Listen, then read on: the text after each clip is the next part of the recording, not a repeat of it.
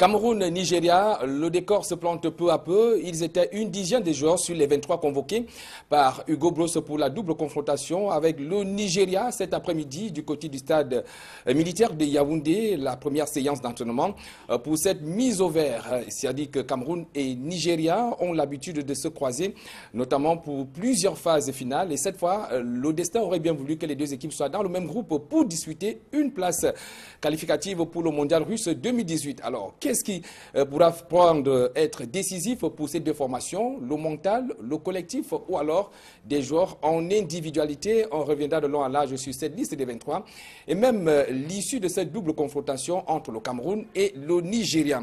On parle également de Dame Coupe du Cameroun qui, une fois de plus, a livré son lot de surprises, notamment à l'étape des 32e de finale. Plusieurs grands noms du championnat de Ligue 1 sont tombés, entre autres Union, Dragon ou encore le Tonnerre Calar Club.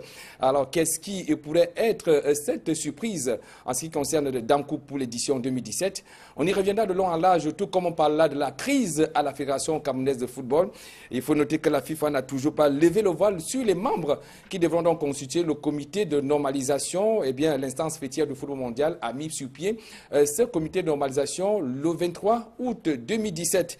En attendant la nomination des membres de ce comité de normalisation, eh bien, les activités vont bon train sous la coordination du secrétaire général Blaise Moussa à la Fédération camerounaise de football, bien évidemment, avec Cyril, et aller s'enquérir de l'activité de ce côté-là. Comment est-ce que ceux qui font partie donc de l'instance dirigeante du football camerounais ont d'abord apprécié cette décision de la FIFA, mais en plus, comment est-ce qu'ils évacuent régulièrement dans leurs activités? On aura la quintessence et toutes les réponses à ces questions dans ce programme, tout comme on fera un clin d'œil à ces quelques footballeurs camerounais qui se sont mieux portés ce week-end dans leurs différents championnats.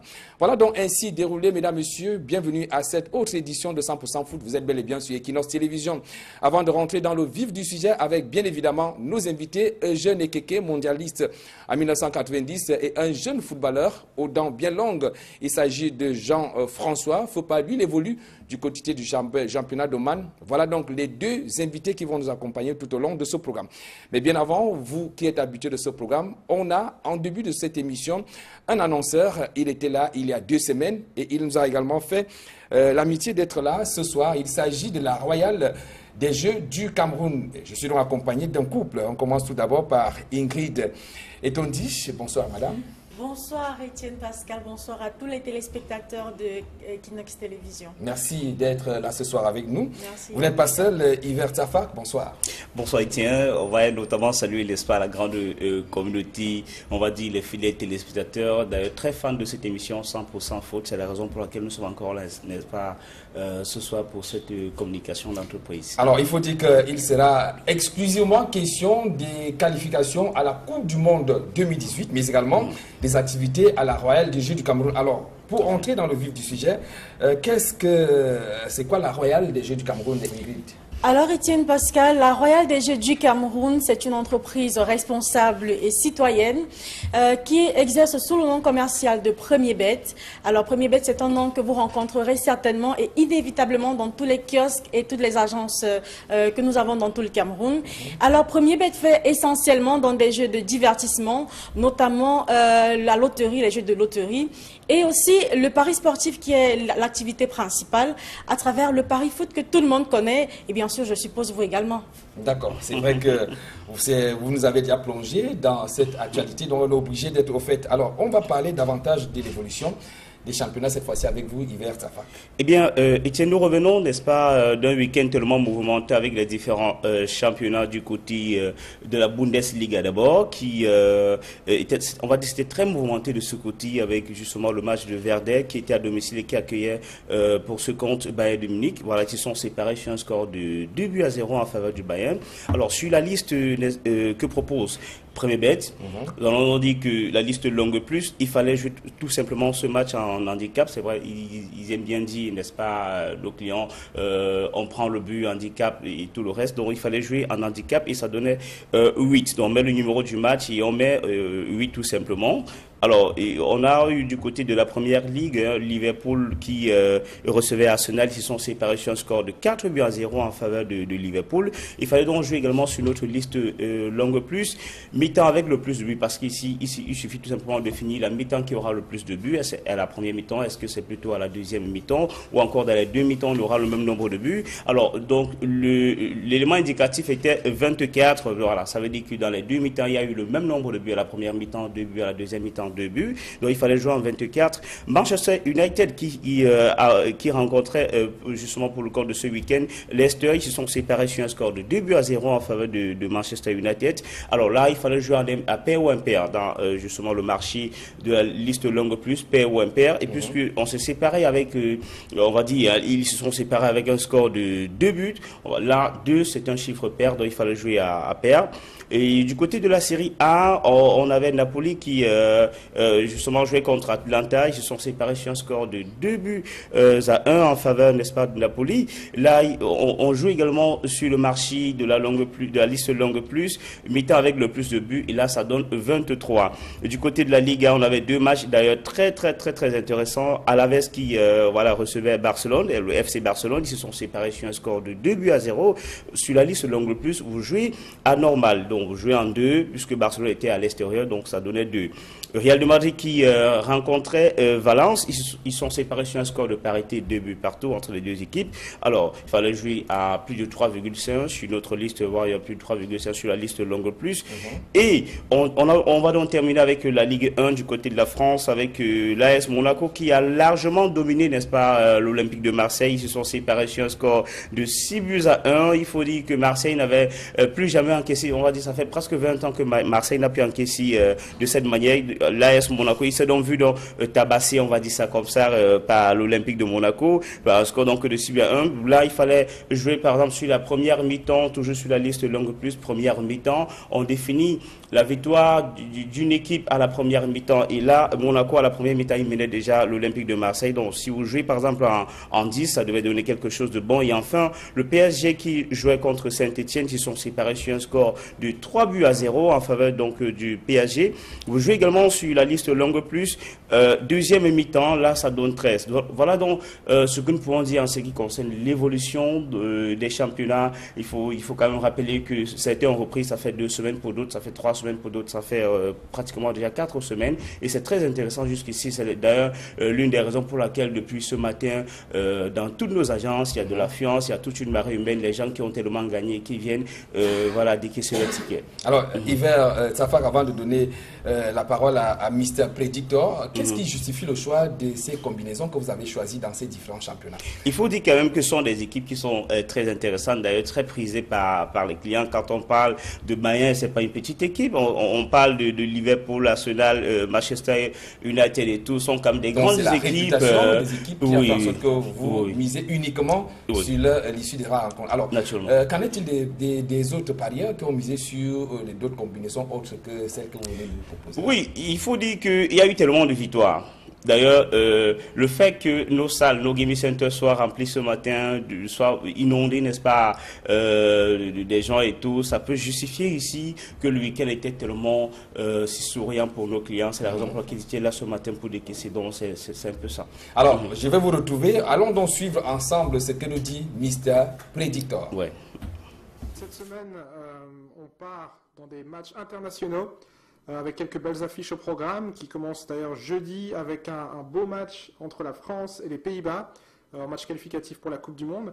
La France qui reste sur 4 victoires à domicile en match qualificatif, chaque victoire acquise avec plus de 2,5 buts inscrits. Ils affrontent une équipe des Pays-Bas qui commence à s'améliorer un petit peu après des derniers mois très difficiles. Les Néerlandais ont décroché 3 victoires lors de leurs 5 derniers matchs, et en cas de victoire au Stade de France, ils pourraient dépasser la France au classement. Maintenant, la France reste une équipe très très forte avec beaucoup d'attaquants stars. Et je pronostique une victoire des Français 3-1. Victoire de la France qui vous offre une belle cote de 1,64. Et un autre pari à faire pour ce match, c'est plus de 2,5 buts qui vous offre une cote de 1,94. Nigeria-Cameroun, donc match au sommet vendredi en qualification pour la Coupe du Monde. Le Nigeria est leader du groupe avec 2 victoires lors des 2 premiers matchs, tandis que le Cameroun a fait match nul lors de ses 2 premiers matchs de ce groupe. Mais évidemment, les Camerounais ont remporté la CAN en 2017 et ce sont donc 2 équipes assez différentes qui vont s'opposer vendredi. Ils ne se sont plus rencontrés depuis 2 ans et mon pronostic pour cette rencontre, je pense que les Camerounais vont aller prendre 1 point, 1 but partout au Nigeria. On file ensuite en République tchèque pour un duel entre la Tchéquie et l'Allemagne vendredi, toujours en qualification pour la Coupe du Monde. L'Allemagne a très bien démarré, comme d'habitude, sa campagne de qualification. Les Allemands ont remporté tous leurs matchs, ils n'ont encaissé qu'un seul but, et ils affrontent la Tchéquie, donc, qui est 3e pour le moment du groupe, à 4 points du second. Les Tchèques qui ont envie, évidemment, de cette 2e place directement qualificative pour la Coupe du Monde. Mais maintenant, face à l'Allemagne, ça va être compliqué. On a vu à quel point l'Allemagne avait un noyau élargi et costaud à la Coupe des Confédérations. Et mon pronostic pour cette rencontre, ce sera une victoire de l'Allemagne 2-0. L'Allemagne fédération. Et mon pronostic pour cette rencontre, ce sera une victoire de l'Allemagne 2-0. L'Allemagne, un autre pari à faire également pour cette rencontre, c'est une victoire de l'Allemagne avec handicap qui, je pense, peut vous rapporter. Nous sommes de retour sur ce plateau, toujours accompagnés d'Ingrid et Tondi et d'Hiver Safak de la Royale des Jeux du Cameroun. Alors, quel commentaire est-ce que ça peut nous susciter, cette réaction de Mr. Predictor? Alors, Monsieur Predictor, c'est notre expert, c'est l'expert premier bête en matière de football. Et c'est quand même la voix, c'est une voix, on va dire, prépondérante, c'est quelqu'un de très averti lorsqu'il fait une analyse sur les rencontres. Je pense que ça va prendre avec beaucoup de considération. Il a parlé du match de la France contre le Pays-Bas qui se joue d'ailleurs jeudi et il pronostique sur la victoire de la France. Alors, s'il faut se fier à notre liste longue plus, on va tout simplement conseiller nos parieurs, nos clients, n'est-ce pas, à jouer en 27, ça veut dire les 2 équipes vont marquer. Alors, les 2 équipes vont marquer en 27. Il parle également du match Nigeria-Cameroun. Il faut dire là sur le match aller, donc du côté du Nigeria. Il a parlé d'un match nul. Ça également, on ne peut pas contester. Si au moins on peut revenir du Nigeria avec un point. C'est de la vie des supporters camerounais. En même temps, c'est sur la victoire des Lions de l'Entame. On y va. Bon, voilà. Donc, vous pouvez jouer, si vous voulez jouer le match nul, vous êtes sur des matchs où vous jouez en 3 ou encore X. Voilà, sur la liste longue plus. Et puis pour terminer donc avec la République tchèque qui va croiser le fer contre l'Allemagne. Bien, il parle de l'handicap puisque là, l'Allemagne qui va certainement remporter la partie par un score de 2-0 selon M. Predictor. Pourquoi ne pas également jouer ça en handicap, c'est-à-dire en 8 parce qu'Allemagne il est à l'extérieur, vous jouez en handicap 8. Voilà, c'est un peu ce que nous pouvons dire à la suite de l'intervention de M. Predictor. Alors, on va donc parler des matchs de la semaine et de quelques pronostics. Oui, quelques pronostics, on va aller rapidement. Demain, c'est mardi, voilà, sur notre liste longue plus, 11 478. Il y a 3 matchs que nous avons réservés pour vous concernant la Coupe, n'est-ce pas, de Ligue anglaise. Vous avez le match 12, vous jouez en 23, c'est Blackpool contre Wigan, vous jouez en 23, ça vous donne 2,8. Voilà, là sur le total de côte. Vous avez le match 24, vous jouez également en 23. Grimsby contre Doncaster, ça va faire 2,08 voilà, de côte. Et le dernier match, le match 25, vous jouez également en 23 et ça vous donne une cote de 2,8. Le total donc de cette cote s'élève à 9. Vous misez 2000 francs par Zavetien et vous gagnez 18 000 francs CFA. C'est pas 2000 francs pour 18 000 francs. Pour 18 000 francs pour les ça 3 matchs. Alors, Ingrid et Tondi, avec vous, on va parler des activités des premières bêtes. Voilà, Etienne, tout à fait. Premier Bet, c'est certes une entreprise qui fait dans les jeux de divertissement, mais Premier Bet également fait dans le social. C'est pourquoi demain mardi dès 10h, nous avons une remise de dons très importante du côté de la cathédrale à la communauté chrétienne catholique romaine, il faut le préciser. Donc c'est une cérémonie de remise de dons qui se tiendra du côté de la cathédrale Saint-Pierre et Paul à Akwa, ici à Douala. Donc nous vous invitons tous, chrétiens ou d'une autre obédience religieuse, à nous rejoindre de ce côté-là pour vivre cette cérémonie exceptionnelle. Et toujours dans les activités de Premier Bet, et n'oublions pas qu'on fait dans le football. Alors vous savez que le Cameroun jouera face au Nigeria en match retour de qualification de la Coupe du Monde de football 2018. Le match retour qui aura lieu le 4 septembre prochain. Alors à cette occasion, Premier Bet organise une magnifique fan zone pour tous les supporters des Lions Indomptables du côté du Carrefour Omnisport. Donc pour tous ceux-là qui veulent supporter les Lions Indomptables ensemble ensemble avec Premier Bet. C'est une belle projection grand public, une projection sur écran géant que nous offrons à tous les supporters d'un lieu indomptable du côté du Carrefour Omnisport. Donc ce sera une cérémonie qui sera meublée avec plusieurs activités et plusieurs lots à gagner pour tous ceux-là qui seront présents. Alors vous nous donnez directement parce qu'on va bientôt sortir de là où on peut vous trouver, ceux qui souhaitent jouer. Voilà, tout à fait. Donc pour ceux qui souhaitent jouer, vous nous trouvez partout au Cameroun à travers, vous pouvez jouer chez l'un de nos agents, nos 300 agents qui sont présents dans tout le territoire du Cameroun. 3000, il faut préciser, voilà. 3000 agents. Donc, ou alors vous rendre dans une agence Premier Bet ou encore sur notre site internet www.premierbet.com. Alors merci Madame Ingrid Etondi, merci également à Yves Tsapa. Tout en rappelant que ça a été de moins de 18 ans. Le jeu, voilà. C'est avec un réel plaisir qu'on va vous retrouver dans 2 semaines. Oui, dans 2 semaines. Voilà, merci. Le rendez-vous, tout en espérant que ça sera pour fêter la victoire des Lions indomptables face au Nigeria en aller-retour. Alors, vous restez avec nous, nous allons suivre ensemble donc l'entraîneur en chef des Lions indomptables. On parle justement de ses qualifications du mondial Russie 2018 pour ce qui concerne la zone Afrique. Le Nigeria qui joue donc contre le Cameroun, ça sera vendredi prochain en aller. Et le retour est prévu lundi au stade Amadou Ahidjo. Eh bien, quels sont donc ces 23 joueurs qui ont été présélectionnés par Hugo Broos? Allons retrouver avec Cyril du côté de Yaoundé qui a assisté à cette conférence de presse donnée par le sélectionneur des Lions indomptables. C'était vendredi dernier. Pour l'entraîneur des Lions indomptables, le Cameroun doit prendre au moins 4 points sur les 6 possibles au cours des 2 confrontations à venir contre le Nigeria s'il veut garder ses chances de qualification à la Coupe du Monde Russie 2018. Si on veut bien commencer, on doit au moins avoir 4 sur 6 dans les 2 matchs contre le Nigeria. Si on veut encore avoir la chance, si on n'a pas 4 sur 6, je crains que ce sera plus possible de se qualifier pour la Coupe du Monde en 2018. Pour réussir cette mission, le Cameroun doit améliorer son jeu en faisant mieux que la pâle copie présentée à la Coupe des Confédérations en Russie. On ne doit pas être hypocrite. Nos performances à la Coupe des Confédérations n'ont pas été à notre niveau. Que les joueurs retrouvent un peu leur marque, c'est-à-dire la qualité, la combativité, la collectivité et la mentalité. Comme s'il faisait un mea culpa, Hugo Broos reconnaît qu'il fait lui-même partie des problèmes qui ont plombé le jeu du Cameroun. J'ai été pas assez exigeant pour les joueurs, j'ai été un peu trop tolérant dans certaines situations.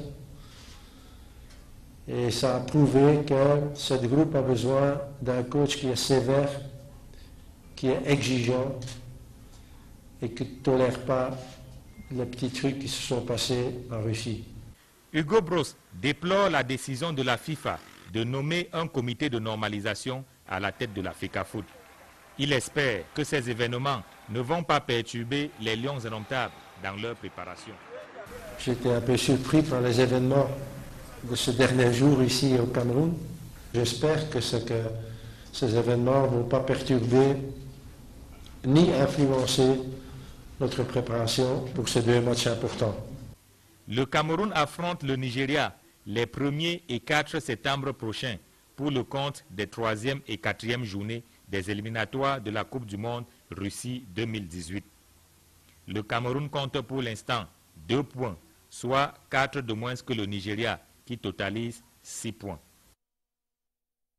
Voilà, merci. Le décor est donc planté par Aïk Cyril pour cette rencontre, double confrontation entre le Cameroun et le Nigeria. Nous avons nos invités dans ce studio, Eugène Ekeke, mondialiste en 1990. Bonsoir, merci d'être là. Bonsoir, merci donc pour l'invitation. Mais ça va, vous portez bien? Oui, ça va, ça va. Parce que ça faisait un bon bout, on ne nous avait plus vus, du moins sur nos plateaux de télévision. Oui, il y a des moments où il faut se taire, il faut écouter, surtout quand il y a trop de bruit. Mais quand il s'agit de Nigeria, Cameroun, Cameroun, Nigeria, il y a matière à dire. Oui, il y a matière à dire. Puis je pense que le contexte est un peu venant de traverser un moment difficile avec la CAN qui a été remise en cause. Il y a beaucoup de choses qui se sont dites. Je pense qu'il faut qu'on se reconcentre et que, franchement, on sorte de la crise actuelle. D'accord, merci d'être là. Avec vous également sur ce plateau, jeune frère qui évolue cette fois du côté d'Oman, François Fopa, footballeur professionnel du côté d'Oman. Bonsoir. Bonsoir, bonsoir à tous les téléspectateurs de Equinox. C'est la première fois que vous êtes sur nos plateaux, c'est ça? Exactement, c'est la première fois. D'accord. Alors, avec vous également, on va voir du côté Noman, ils sont nombreux, des Camerounais qui évoluent de ce côté-là? Oui, ils sont nombreux dans les différentes divisions, ils sont nombreux. Ouais. Et le championnat, c'est la trêve ou bien... Bon, oui, c'est la fin de saison, la saison est terminée. Bon, aujourd'hui, certains clubs ont repris, bon, certains sont encore en préparation. D'accord, on reviendra sur votre carrière, mais beaucoup plus sur les sujets arrêtés pour cette édition de 100% foot. Alors, Eugène Ekeke, la première préoccupation, Cameroun-Nigeria ou Nigeria-Cameroun, c'est deux nations qui se connaissent très bien. Alors, qu'est-ce qui, d'après vous, puisque vous avez eu à rencontrer le Nigeria, quand vous êtes joué encore dans les Lions Indomptables, qu'est-ce qui faisait la différence? C'est le collectif, c'est les individualités ou alors le mental? Je pense qu'il y a une conjugaison des trois éléments. Et puis ça dépend des contextes. Je pense qu'aujourd'hui, il y a trois enjeux, entre guillemets. Le premier enjeu, c'est d'abord il y a une qualification. Il y a une qualification et le Nigeria n'a plus le droit à l'erreur. Le Nigeria n'a plus le droit à l'erreur. Il faut absolument que le Nigeria gagne ce match. Donc, autrement dit, ça va les entraîner à une stratégie en conséquence. Le Nigeria ne peut pas être passif. Ils sont obligés d'aller chercher éventuellement de défendre leur chance, d'être offensif, d'oser. Ne peuvent pas rester défendre. Bon, en même temps, le Cameroun de l'autre côté a besoin également de se conforter dans sa position parce que si on perd ce match, nous sommes en difficulté. Bon, et le deuxième élément, c'est que quand même c'est un derby. D'accord. C'est un derby. Le troisième élément, c'est pratiquement un classico parce qu'il s'agit de deux grandes nations de football. Et vraiment, c'était il y a quelques années, c'était les leaders du football africain. Et le match ont toujours eu un certain piment. Parce que c'est, rappelons il n'y a pas de petit match entre Cameroun et Nigeria. Il n'y a pas de petit match, d'autant plus qu'en plus à l'époque, il y avait des noms. Parce que vous avez, rappelez-vous, les grandes générations de footballeurs au Nigeria. Le Cameroun aussi était toujours un pays de grands footballeurs.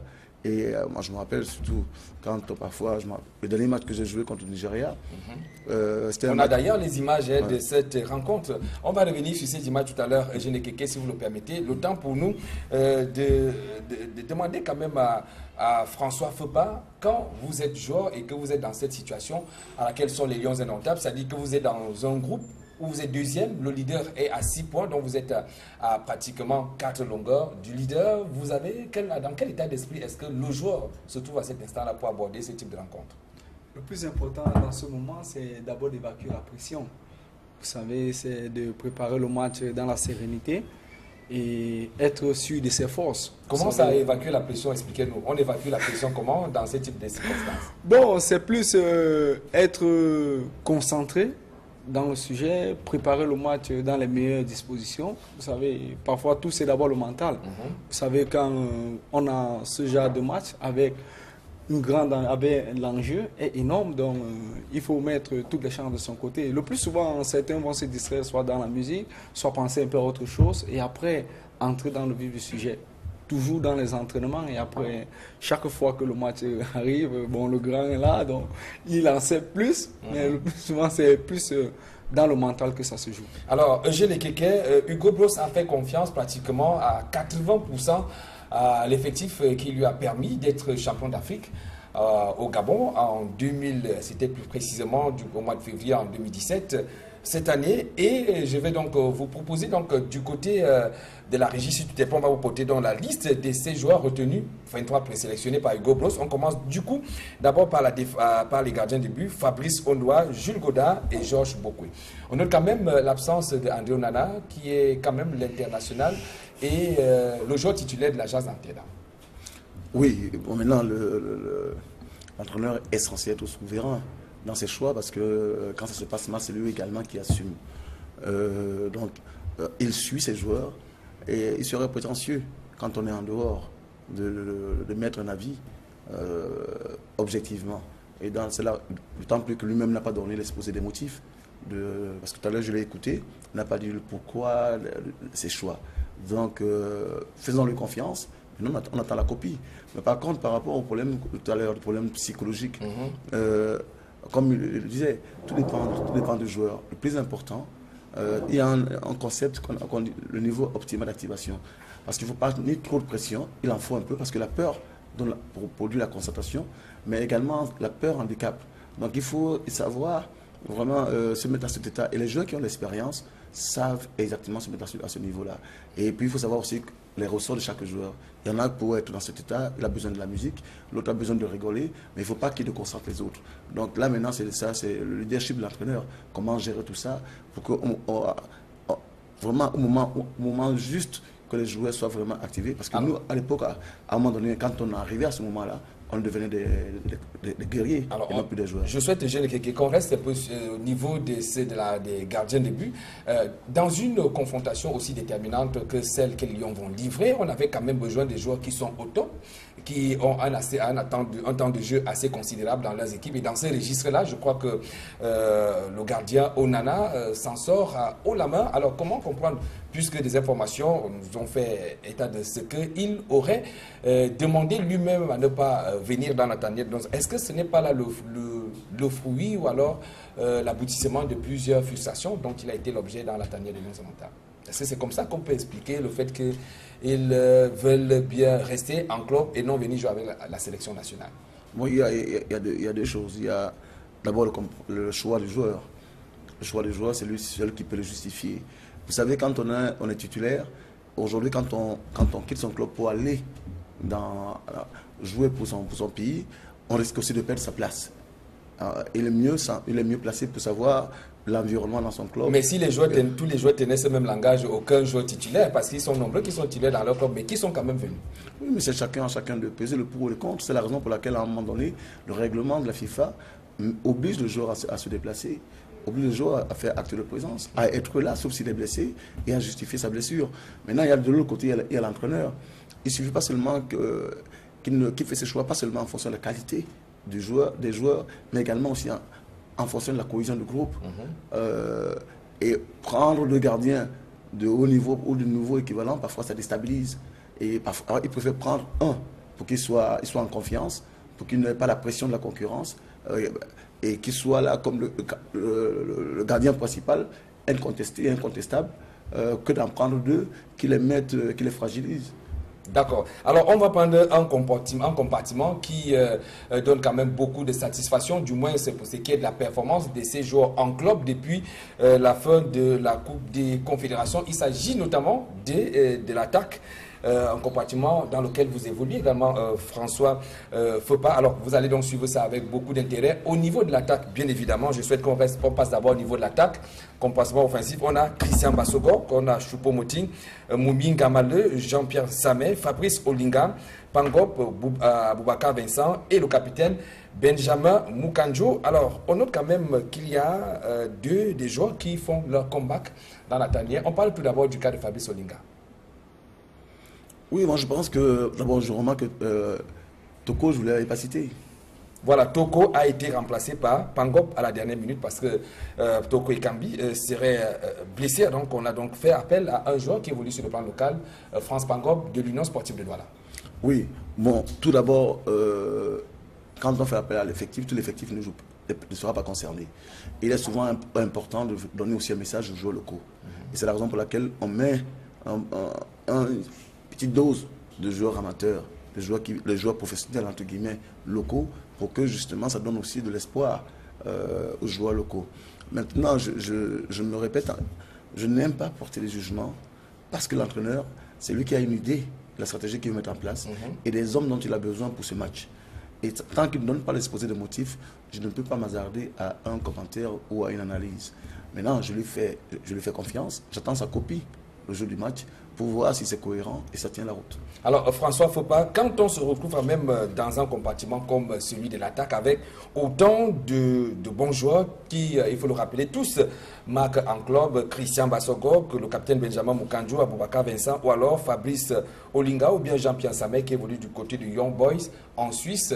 Alors comment se passe la concurrence dans ce cas-là? Vous êtes avançant, vous êtes certainement retrouvé dans ce cas de figure. Exactement, ça dépend de la stratégie de l'entraîneur.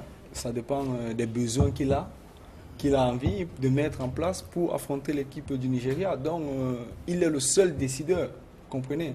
Donc c'est lui qui va voir comment les joueurs ils ont travaillé au cours de la semaine et décider celui qui est le meilleur à son poste d'après lui, et c'est celui qui va commencer. Alors, est-ce que dans votre club, il est arrivé que vous retrouvez comme ça, là, dans ce compartiment, d'excellents avant-centres? La concurrence se passe comment? C'est en toute sportivité, ou bien vous sentez une agressivité entre vous joueurs quand vous êtes dans le milieu? Je vais vous prendre l'exemple, quand vous êtes souvent en club, est-ce que ça arrive? Comment est-ce que vous gérez ça? Bon, en club, c'est plus facile parce que tout c'est le travail. Tout, c'est comment vous travaillez durant la semaine. Tout, c'est personnel. Parce que si vous faites une bonne séance d'entraînement et que vous marquez le plus de buts possible, c'est l'entraîneur qui va juger que vous êtes prêt à jouer ou pas. Vous comprenez? Quand vous êtes face à une concurrence, c'est bien normal de travailler parce que c'est seul le travail qui va décider à la fin. À des moments, l'entraîneur peut faire des choix et il faut respecter les choix. Et rester attendre, si tu as 2 ou 3 minutes, de donner le meilleur de toi pendant ce temps.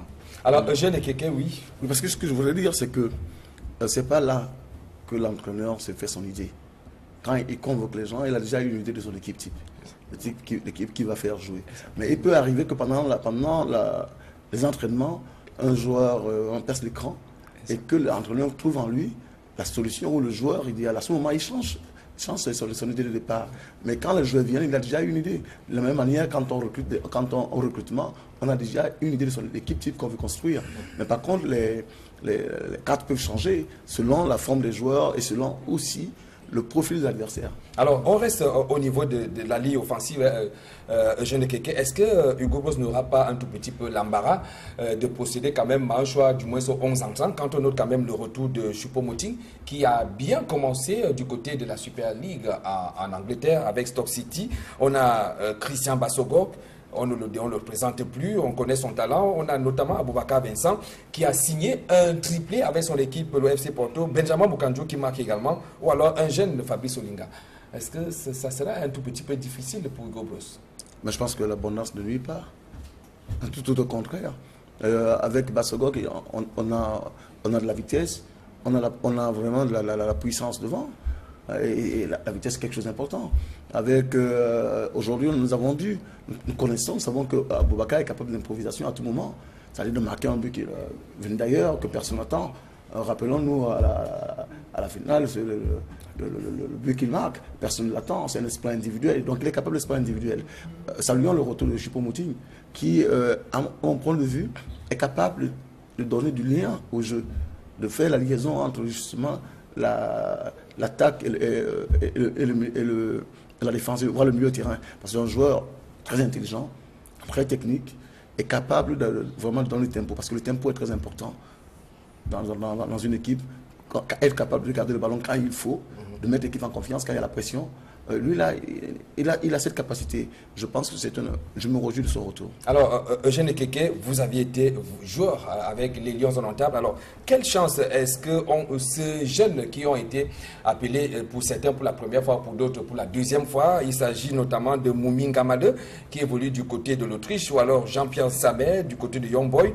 Je vais citer comme ça, Fabrice Olinga, c'est un habitué de la tanière. Il y a Nou Tolo, qui est Serge Leco, ou alors Jean-Charles Cassé. Est-ce qu'on les a appelés juste pour apprendre, ou alors ils ont des réelles chances d'intégrer le 11 entrants par exemple? Bon, je pense que là je me porte un peu en faux, parce qu'il y a des matchs où on peut faire des essais. Là, on appelle ces joueurs pour les voir dans le contexte, pour voir un peu ce qu'ils ont dans le ventre et s'ils sont capables de s'intégrer. Bon, là, c'est un match de qualification. Ce n'est pas là qu'on vient faire des essais. Bon, sauf si les joueurs ont manifesté des qualités particulières et qu'ils peuvent être une solution pour la stratégie qu'il va mettre en place. Mais je ne pense pas que ce soit là une opération d'initiation. Non, on va en compétition. Là, on prend les joueurs qui sont prêts. On ne prend pas les joueurs pour les essayer ou pour les voir. Tant plus que nous tenons cette qualification. D'accord. Alors, François Fopa, vous avez déjà été contacté par certains entraîneurs pour une quelconque sélection sur le plan local? Oui, sur le plan local, j'avais été appelé une fois par l'entraîneur Doumé Bosso quand il était entraîneur de l'équipe nationale A'. Ensuite de M. Ndjiki qui était... Là, c'était en quelle année? Bon, là, je crois il y a 2 ans, parce que c'est quand M. Doumé Bosso était là, avec les A'. Et après, c'était quand M. Ndiki était là dans les U23. D'accord. Alors, on parle à présent de la défense. On note quand même, Eugène Ekeke, que l'entraîneur Hugo Broos, c'est vrai qu'il y a certains qui sont blessés, mais Jonathan Ngouem n'est pas dans cet effectif, tout comme Framboya, Jacques Zoa ou alors Ndip També. Non, je me répète encore. Celui qui a le plus envie de gagner, c'est l'entraîneur, parce qu'il joue sa tête. Bon, maintenant, ne donnant pas un exposé de motif de ses choix, je ne peux pas analyser, ni porter un jugement, ni donner un point de vue. Bon, j'attends, il a l'obligation de résultat, et surtout, je vais analyser le contenu également. Bon, ceci dit, il faut oser aussi en temps en temps. Et si il pense que ces joueurs sont prêts, celui qui est censé les avoir vus jouer plusieurs fois avant de les appeler. Alors, on note également le retour de Yaya Bananas. On l'a vu quand même, bon défenseur qui revient, mais ça sera un tout petit peu difficile quand même de détrôner Boumès Lapère, Teko et Ngandé qui ont quand même montré de très belles choses au niveau de la ligne, de l'axe central. Est-ce que il n'y aura vraiment pas de concurrence? On peut dire que ces joueurs peuvent jouer à la tête tranquille, qu'il n'y aura pas du tout de concurrence à ce niveau. A priori, c'est cet axe-là qui a déjà montré sa cohérence, qui est expérimenté. On ne vient pas expérimenter quelque chose dans un match comme celui-là. Parce qu'il y a une question de compatibilité. Parce qu'il faut que les deux joueurs, parfois, c'est un duo pratiquement. Et un duo qui doit s'entendre, qui doit dialoguer ensemble, penser ensemble, raisonner ensemble. Et ça ne s'improvise pas. Sauf si, effectivement, pendant les entraînements, on voit que effectivement, le courant passe entre un de ces joueurs avec un autre avec beaucoup plus d'efficacité. D'autant plus que là, ce n'est pas une question d'affection. Si un nouveau venu, un jeune est plus efficace, il n'y a pas de cadeau à faire. Le meilleur joue, ça c'est la règle sur le plan sportif. Alors, on vient à présent, je parle de votre expérience en tant que lion indomptable, et vous le disiez, la dernière confrontation Cameroun-Nigeria que vous avez joué, c'était en 1992. Le Cameroun première part à la Coupe d'Afrique des Nations qui se jouait alors au Sénégal. On a retrouvé les images. Alors, ce sont des générations c'est pas la même génération aujourd'hui, mais on se rappelle quand même que le Cameroun avait perdu ce match de la 3e place, 2-1 face au Nigeria. Alors, qu'est-ce qui n'a pas manqué lors de cette rencontre, Jeanne Ekeke? Non, c'est une rencontre, je pense que c'était pour la la 3e place. Et je me rappelle en plus, quand on sortait dans le vestiaire, on se retrouve dans le couloir, et Keshi me dit, Stéphane, je me dis, mais...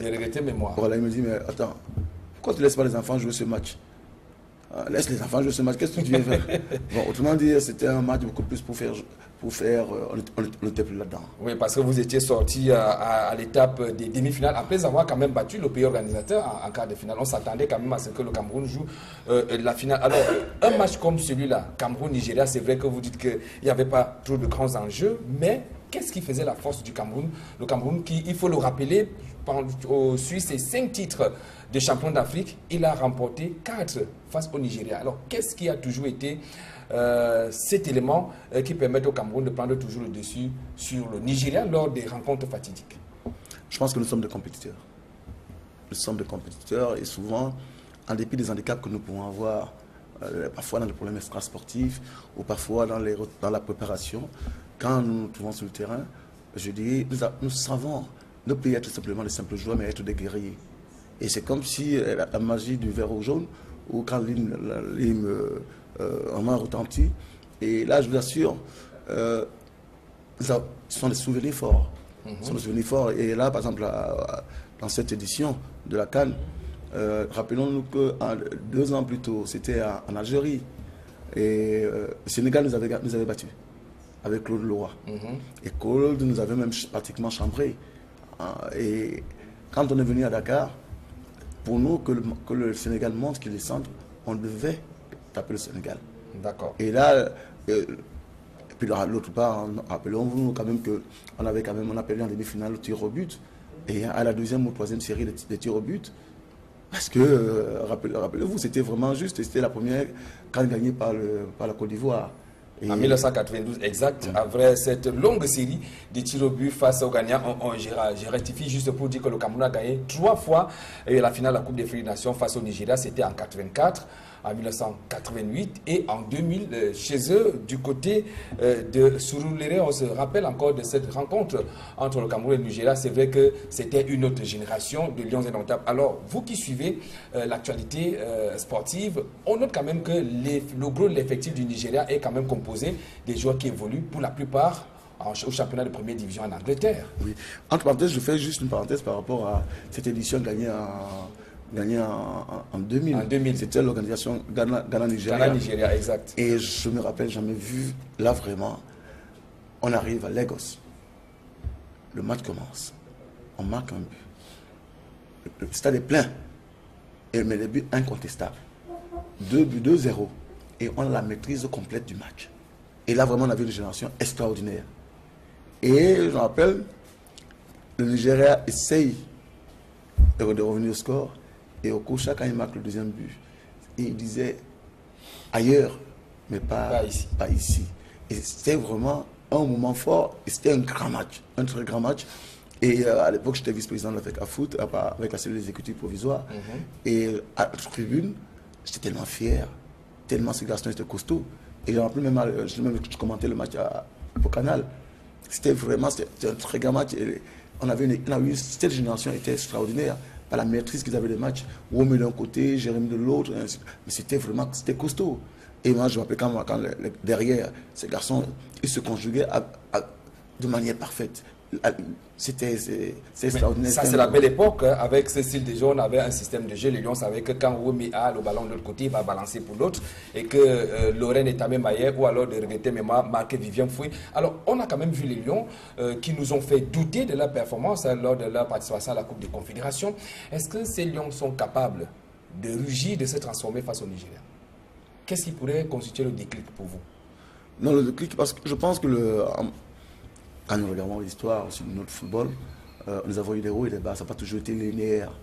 Et je pense que nous sortons d'un moment difficile. Nous pensons que c'est le réveil du football camerounais et le retour du Cameroun à le haut niveau. Et je pense que la CAN elle nous a donné beaucoup de promesses. Et aujourd'hui, on arrive, quel que soit le lieu, comme champion d'Afrique. Donc on n'a pas à avoir de complexe, on n'a pas à avoir peur. C'est nous les champions d'Afrique. Maintenant, la Coupe de la Confédération, c'est une autre compétition. Et il est important que l'entraîneur remette la confiance dans la tête de nos joueurs et qu'on ne gagne pas la Coupe d'Afrique par hasard. C'est vrai que l'entraîneur a eu l'habilité, avec un minimum de moyens, de tirer le maximum de résultats. Parce que rappelons-nous, quand il se retrouve avec une équipe qui n'a pas voulu, qui n'a pas choisi, parce qu'il a eu beaucoup de défaillants, beaucoup de forfaits, dans ses premiers choix. Personne ne mettait un franc sur Oui, c'est vrai que là, on n'attendait pas les Lions indomptables, mais cette fois-ci, toutes les nations sont avisées. Le Nigeria, le premier. Donc, ça sera quand même une rencontre assez déterminante pour le Cameroun. Est-ce que ces Lions sont capables d'aller damer le pion au Nigeria? C'est la question que tout le monde se pose vendredi prochain. Oui, mais quand on dit ces Lions, moi, en tant qu'entraîneur, la question est d'abord la question du coach. Parce que là, tout à l'heure, j'expliquais, pour le Nigeria a besoin de gagner ce match. Ils n'ont pas le choix. C'est-à-dire qu'ils ne peuvent pas attendre. Ils sont obligés d'aller chercher la victoire. Ce qui les oblige à une certaine stratégie, d'être ambitieux, de prendre des risques. Maintenant, quelle est la stratégie? That's the question pour l'entraîneur. Alors, Eugène Ekeke, pour vous, quel 11 entrants est-ce que vous pouvez choisir si vous étiez donné d'ailleurs de choisir, puisque vous savez déjà que le Nigeria va ouvrir le jeu, pour parler techniquement, parce qu'ils vont à tout prix chercher à s'imposer à domicile. Alors, vous choisirez quoi? La défense ou que le Cameroun essaie également de marquer? Non, tout dépend. Parce que, effectivement, déjà, alors on regarde d'abord le profil de notre entraîneur. C'est un profil, d'abord, je ne perds pas le match. Quand il part, c'est un entraîneur très très froid, mais habile stratégiquement. Il dit, je ne perds pas le match. Et en disant que je ne perds pas le match, ça veut dire qu'il ne faut pas prendre de but. C'est la raison pour laquelle, défensivement, on est très solide. Rappelons-nous, à la dernière CAN, il a préféré mettre Boubacar de côté et prendre un attaquant qui défendait plus que les défenseurs. Bon, voilà. Parce que le plus important d'abord, c'est la sueur. Et à côté de la sueur, j'ai des éléments capables de faire la différence. C'est la raison pour laquelle je pense que les basses, en jouant légèrement bas, ça doit donner l'espace, ça va laisser les espaces à des garçons comme Basson qui va très très vite. Sinon, quand l'adversaire, quand la défense est basse, il n'a pas d'espace. Rappelons-nous le dernier but qu'il a marqué, il parle du milieu de terrain. Donc ça peut être une stratégie. Maintenant, tout dépendra de son habileté. Il est assez intelligent, c'est pour ça que moi j'ai hâte de voir sa copie. Donc je ne dis pas les Camerounais, je dis, est-ce que Hugo Bross, quelle est la solution? Qu'est-ce qu'il va nous mijoter? Est-ce que ça sera cohérent? Est-ce que ça sera habile? À lui d'être créatif, à lui de sentir le coup et de proposer quelque chose. Alors, François Fopa, quand un entraîneur vous demande, vous êtes avant-centre, vous savez que votre rôle, c'est de marquer des buts, et un entraîneur vous donne des consignes du genre, il faut être beaucoup plus défensif. Est-ce que ça vous arrange? Est-ce que vous avez reçu pareil consignes? Comment vous vous comportez sur l'air de jeu? Bon, dans un début, c'est difficile parce que même en Oman, c'est pratiquement la même chose. Parce qu'à des moments, ça arrivait qu'étant défenseur, tu as plus de cartons que les défenseurs eux-mêmes. Étant attaquant, tu as plus de cartons que les défenseurs. Donc, c'est dit combien il est important de ne pas prendre de buts. Vous comprenez? Donc, tout dépend de la stratégie que l'entraîneur met sur pied. Bon, en tant qu'attaquant, il faut exploiter le peu de ballons que vous aviez au maximum. Parce que ce qui est sûr que dans le match, vous aurez une occasion, donc il faut toujours rester concentré. On a vu comment le Cameroun joue contre le Sénégal, en contre-attaque. Ça veut dire qu'on s'est repris en jouant sur nos forces. On a des gens qui vont vite, on a des gens qui seront efficaces. Et quand il y a la chance, ça sourit et on ne peut qu'être fier parce qu'à la fin, il y a les 3 points. Alors c'est quand même curieux, vous, avant-centre, vous êtes habitué à être barré. Maintenant, on vous demande de faire le jeu inverse et en même temps de marquer des buts. C'est vrai. Tout, c'est aussi l'équipe, l'état d'esprit de l'équipe. Parce que si un défenseur vous voit, vous vous battez pour barrer et que vous marquez, c'est très important parce que le premier défenseur, c'est l'attaquant. Vous comprenez? C'est l'attaquant parce que ça commence par vous. Si vous ne déclenchez pas peut-être un pressing, ça sera difficile derrière.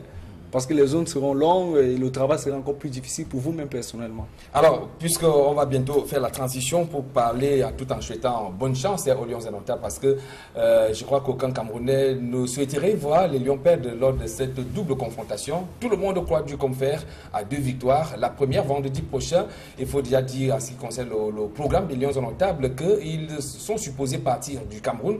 Mercredi prochain, ils arrivent donc au Nigeria, ils jouent vendredi et ils reviennent. Pour le dernier match, ça sera lundi, un match qui se joue en nocturne au stade Amadou Ahidjo. Ça sera quand même, depuis on n'avait plus vu des rencontres en nocturne au stade Amadou Ahidjo. Au Cameroun en général. Au Cameroun en général. Et ça me souvenir, même ici à Douala, quand vraiment ces projecteurs brillaient de tout feu et que... vraiment, mais quel effet est-ce que ça donne en tant que vous footballeur entre jouer en journée et jouer la nuit? Qu'est-ce qui diffère entre ces différentes périodes-là, la journée et la nuit, pour le cas du Cameroun par exemple? D'abord, la plupart des professionnels sont habitués à jouer la nuit. C'est-à-dire, quand on joue la nuit... Oui, là, si on parle du championnat professionnel, voilà. J'ai dit dans le contexte camerounais. Dans le contexte camerounais, c'est une autre atmosphère, hein, c'est une autre ambiance. Et la nuit, il y a un ressenti. Il y a un ressenti qui est complètement différent. Mais surtout pour le joueur, à 16h, il est en train de se reposer. Et à 17h, 18h, commence à rentrer, à 18h, commence à basculer dans le match. La préparation est complètement différente. Et quand c'est à 16h, il faut que tu manges à 11h. Et que c'est un peu différent. Ils sont habitués, l'organisme est habitué aussi à un certain fonctionnement. Voilà, on dit donc bonne chance aux Lions indomptables à Hugo Bross pour cette double confrontation avec le Nigeria. Une toute petite transition, on se retrouve pour parler cette fois de la Coupe du Cameroun édition 2017 avec les surprises que l'on a notées lors des 32e de finale. Sur le ballon, face à la vitre du trésor métal, Jean-Pierre sur la gauche, remet le ballon en jeu, passe pour Guidon qui presse 1, 2, 3 et qui remporte. Il n'y a pas de football sans 33 Export. 33 Export, supporter numéro 1 du football. Eh bien voilà donc, belle transition, on parle dans des 32e de finale de la Coupe du Cameroun avec beaucoup de surprises à la clé. On a noté la sortie de l'Union sportive de Douala, une sortie quand même assez surprenante, Eugène Keke, face à un Onem Bonabéry FC. Oui, mais qu'est-ce que c'est que la Coupe du Cameroun, la Coupe ailleurs? C'est un moment de rencontre, un moment de mélange. Il n'y a pas de grand, il n'y a pas de petit, tout le monde se mélange. C'est l'occasion qui est donnée aux petits de se faire voir. C'est l'occasion de donner aux petits de rencontrer les joueurs d'élite, les internationaux, etc. C'est l'occasion même pour les petites villes de se faire parler d'elles. Et là, le charme de la Coupe, c'est quand justement il y a des surprises. C'est ça, c'est uniquement le charme. On n'a justement pas souvent compris cette logique-là. On s'est dit quand même l'Union sportive de Douala, c'est des meilleurs joueurs, des joueurs qui sont appelés régulièrement en sélection. C'est des joueurs qui jouent quand même la plus grande compétition au Cameroun. C'est des joueurs qui sont en jambes. Ils jouent contre FC Bonabéry, par exemple. C'est un joueur peut-être de départemental ou bien de l'arrondissement. Qu'ils arrivent à gagner, c'est quoi? C'est que les joueurs de l'Union vont avec un complexe de supériorité, ou alors c'est qu'en face, il y a véritablement des bons joueurs. Bon, d'abord, je pense que les niveaux sont un peu nivelés. C'est-à-dire qu'aujourd'hui, tactiquement, tous les entraîneurs maîtrisent les fondamentaux. Maintenant, c'est une question de qualité. Mais au-delà de la qualité, ça se joue en 90 minutes. C'est-à-dire que match aller-retour, il n'y aura pas match. L'Union va se qualifier. Mais la coupe, c'est juste 90 minutes. Et si l'entraîneur s'est motivé, ces joueurs, si les joueurs veulent vraiment mouiller le maillot, ils ont un minimum d'organisation et qui est un peu le baraka, parfois il y a ces surprises. Et là, par exemple, pour l'Union, apparemment, ils ont les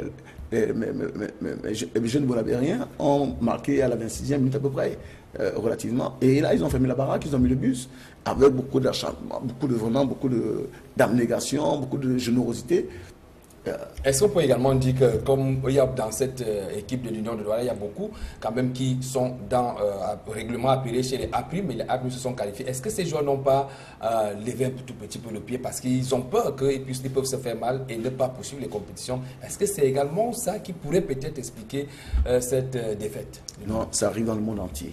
Ces surprises arrivent dans le monde entier. L'Union n'est pas le premier joueur qui voit je dirais, le rapport de force être contredit. Et c'est ça le charme de la Coupe. Sur 90 minutes, Bonabéry est capable de mettre l'Union en difficulté comme ils l'ont fait. Mais dans la durée, le rapport de force est clair. Et c'est la raison pour laquelle, regardez, aujourd'hui, il y a des gens qui ne savaient même pas qu'il y avait une équipe à Bonabéry. Il y a des gens de Bonabériens même qui ne savaient pas que c'était... Et c'est ça véritablement le charme de la Coupe du Cameroun. Voilà. Aux petites équipes de se faire un nom. Alors, François, vous avez certainement connu la Coupe du Cameroun pendant que vous évoluez sur le plan local. Vous pouvez nous rappeler un peu votre parcours sur le plan local? Sur le plan local, j'ai joué la première MTN Elite Tout.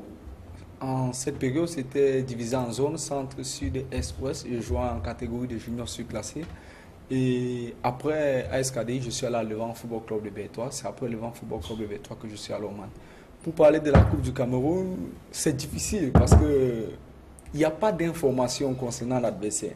Quand vous jouez peut-être Union, c'est plus difficile de jouer Bonabéry FC que de jouer peut-être Unisport ou bien une autre équipe de même catégorie. Pourquoi? Parce que celui qui vient de Bonabéry FC, il a tout, il n'a rien à gagner, il n'a rien à perdre. Un peu. Donc ça veut dire que d'une manière ou d'une autre, la pression est beaucoup plus du côté des équipes. Exact, parce que si on ne tue pas les matchs tôt, vite, ça devient difficile. Et surtout quand vous prenez un but, c'est très grave. Donc, alors, je vais donc vous permettre de suivre l'une de ces confrontations parce qu'on va vous proposer en image certaines rencontres des 32e du final.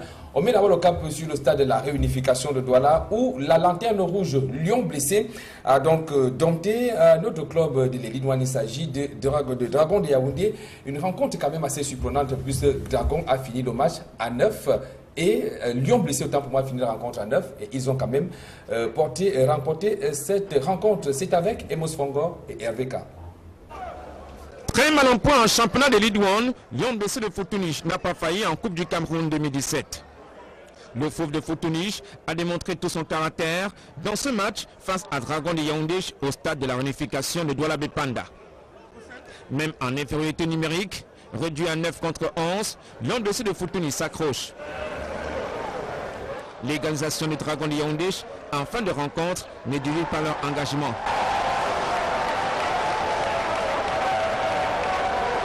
Aux prolongations, le chassé croisé se poursuit. Dragon de Yaoundé double la mise. Lion blessé de Futunish à 9 contre 11 souffre mais ne craque pas. Grâce à un bijou de coup franc de tout biageant parfait, Lion blessé de Futunish remet les pendules à l'heure.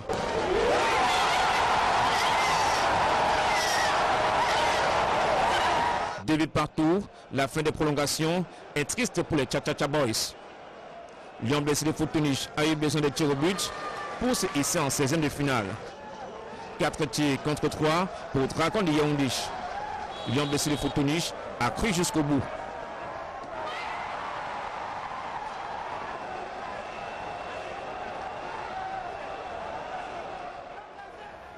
Alors, Eugène Keke, ça nous rappelle un tout petit peu quand même le Cameroun qui gagne l'Argentine à 9. Oui, je pense que là, effectivement, c'est question de générosité. Et souvent, on parlait tout à l'heure je dirais, de côté psychologique. Et quand on est à 9, à 10 d'abord, c'est difficile. Et souvent, on a beaucoup plus envie, d'autant plus qu'il y a la gagne qui est en perspective. Je souhaite simplement que cette équipe qui ne se porte pas très bien sur le plan au niveau du championnat ne soit pas gagarisée par tout là, mais ça donne de la confiance. Ça peut les relancer pour le championnat. Parce que gagner à 9 contre 11 et en plus revenir au score quand on est à 9, c'est pas évident. Et là, un chapeau et félicitations. Alors, est-ce que ça ne peut pas peser pour la suite de la compétition? François Fopa, quand les joueurs sont réduits à 9, vous jouez contre ceux qui sont à 11 au niveau de rester, de garder le rythme. Est-ce que ça ne peut pas peser pour la suite de la compétition? Non, dans ces moments, c'est la solidarité. Vous savez, aujourd'hui, quand vous vous rendez compte que vous avez perdu un jour, vous êtes obligé de faire 2-3 fois plus. Et plus on est motivé et que le score n'est pas aussi lourd, ça motive de pouvoir aller chercher soit l'égalisation et on est plus solidaire dans ces moments-là. D'accord. Alors on va donc suivre les différents acteurs. On écoute d'abord le côté des Lions blessés de Futuni, l'équipe qui a donc remporté. On a tout d'abord le capitaine de cette formation et l'entraîneur au micro de RVK et Mos Fongo. Non, c'était tellement difficile. J'ai dit merci à mes coéquipiers parce que nous jouons en infériorité numérique. On avait moins de deux joueurs, mais vu notre état d'esprit, on jouait sur contre-attaque, on profitait par contre-attaque. On a pu tenir jusqu'au tir au but. Dieu merci, on est venu à bout de Dragon. Yaoundé qui était une très bonne équipe, difficile à manœuvrer. Félicitations à ces enfants, parce que tenir 120 minutes, étant à 9 contre une équipe à 11 qui circule parfaitement le ballon, il fallait avoir des ressources. Et les enfants nous ont montré beaucoup de choses. Félicitations à ces enfants. Nous allons nous battre. Nous sommes relégables, c'est vrai. Il faut pouvoir sauver la saison. Peut-être par la coupe nous pourrons le faire. Mais nous allons nous atteler à travailler pour engranger le nombre de points possibles. Et à la fin, qui sait? Voilà. Merci.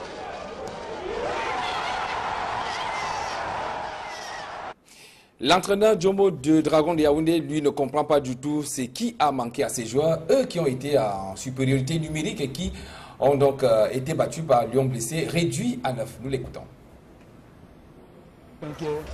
Suffisamment dessus pour le résultat parce que il est vrai, on a concédé un but d'entrée de jeu, on a pu revenir et nous avons été en supériorité numérique pendant 70 minutes. On a renversé la vapeur et à la dernière minute encore on se fait rattraper. Bon, on passe à côté d'une qualification qui au vu de la rencontre nous était acquise. Bon, c'est tout à fait une déception pour moi aujourd'hui. C'est le problème de la plupart des équipes du Cameroun, la stabilité et l'effectif qui n'est pas toujours stable. On se retrouve parfois en cours de saison avec un effectif qu'on n'a pas eu dès le départ parce qu'il y a quelques éléments qui ne sont plus là et ça nous complique la tâche pour la stabilité du travail que nous faisons. Donc, actuellement, nous souffrons de ce problème-là et on espère qu'on va réussir à remédier. Merci.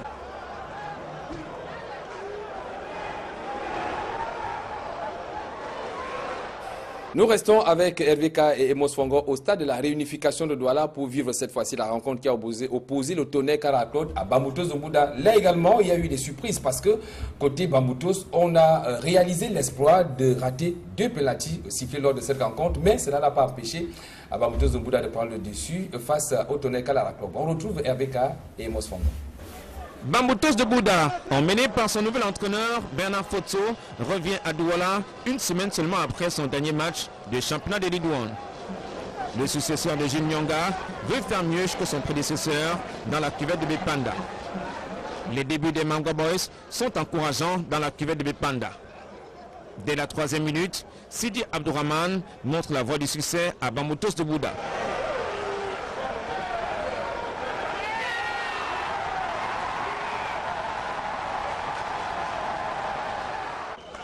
Le Tonnerre Kara-Claude de Yaoundé, dans un jeu bien léché, ne convainc pas.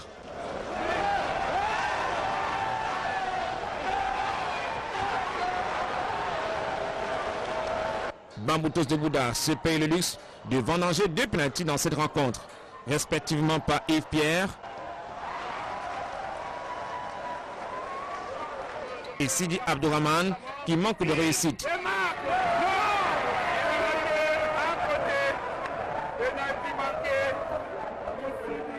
Grâce à cette victoire, 1-0, Bamboutos de Bouddha arrache sa qualification pour les 16e de finale.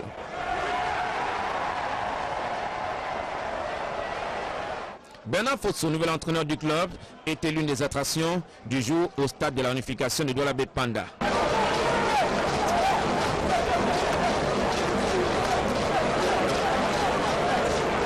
Sans détour, Bernard Fotso parle de sa feuille de route. Pas de feuille de route, je sais qu'il faut que je maintienne l'équipe avec brio et je parle le plus loin possible à la Coupe du Cameroun. C'est possible que nous puissions arriver là où on va arriver, on arrive et ça s'arrête, cela c'est arrivé. Sur la réserve formulée par le Tonnerre Kara-Claude de Yaoundé, sur sa qualité, l'entraîneur, plus connu sous le pseudonyme de l'homme lion, sort de ses gonds. Il y a la liste des entraîneurs, allez lire. Si je ne peux pas, je ne suis pas capable d'entraîner, ce n'est pas moi qui dois vous dire. Tout appelez à la DTN, on doit vous dire. Je n'aime pas la polémique.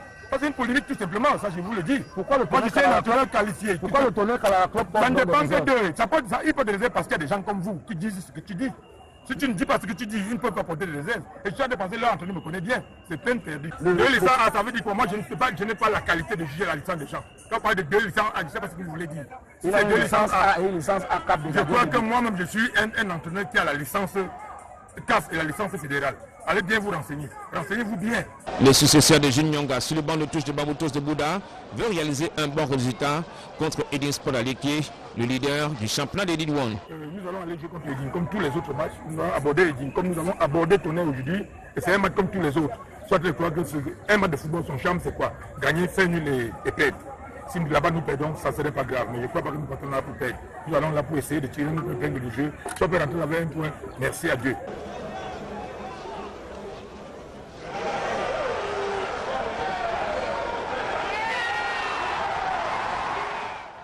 Alors, Genekeke, comment comprendre quand même ce qui arrive au Tonnerre Kara-Claude? Au cours d'une rencontre, le gardien arrive quand même à stopper 2 pénaltys et ils n'ont pas assez de baraka pour remporter la rencontre.